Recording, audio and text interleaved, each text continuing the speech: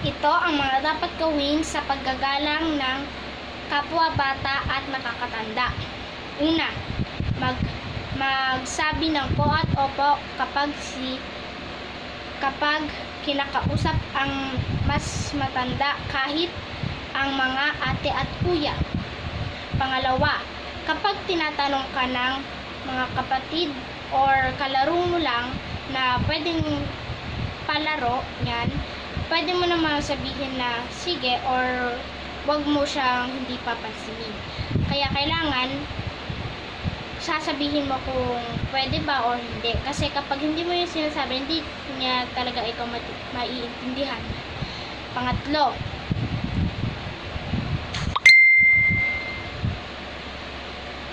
kapag nag-uusap ang dalawang nakakatanda, wag lang agad-agad sasabi. Kailangan mong sabihin na pwede ba kung di mo sasabihin na pwede ba kung makiusap, pwede mo lang namang gawin, wag ka lang muna magsalita. Hintayin mo muna yung dalawang nagsasalita na matapos.